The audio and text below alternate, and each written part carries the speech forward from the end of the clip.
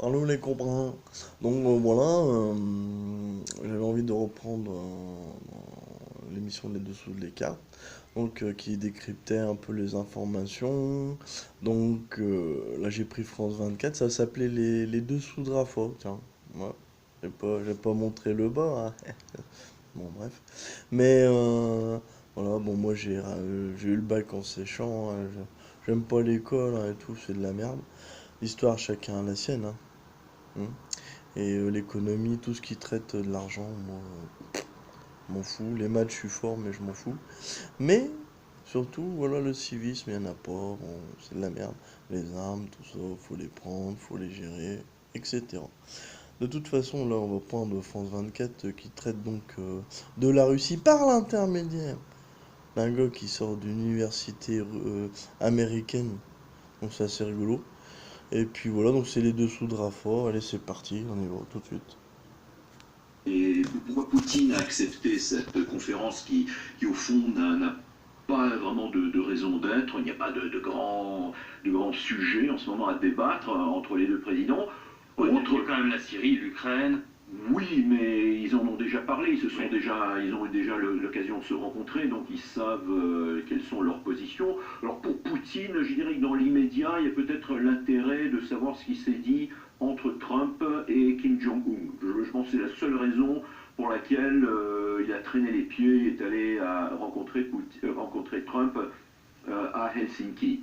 Parce qu'il n'y a pas beaucoup d'intérêt non plus de montrer Trump comme sa marionnette, à moins que ça lui donne du pouvoir sur son opinion publique en Russie même. Pour Trump, c'est beaucoup plus important. Trump, puisqu'il y a eu 12 inculpations pour hacking dans l'affaire de l'espionnage cybernétique, pour Trump, de toute évidence, c'est un voyage pour pêcher des renseignements, pour savoir exactement ce que les Russes ont pu faire. Dans le cadre de la campagne. Dans le cadre de sa campagne, on sait que les grands de ce monde ne donnent jamais d'ordre direct. Ils ne disent pas, je voudrais que les Russes espionnent pour moi et savent ce qui se dit sur le compte email de Hillary Clinton.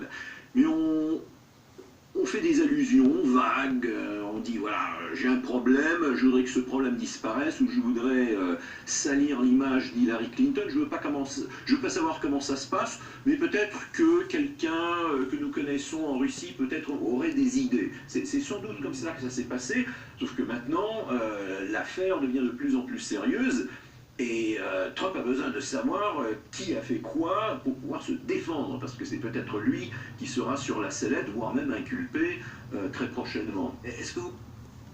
Donc voilà, donc en fait, on a quand même un gars qui nous parle d'Amérique, qui a quand même créé l'intranet, hein, militaire. Ils arrivent à se faire hacker, bon, c'est assez rigolo, hein, faut le dire.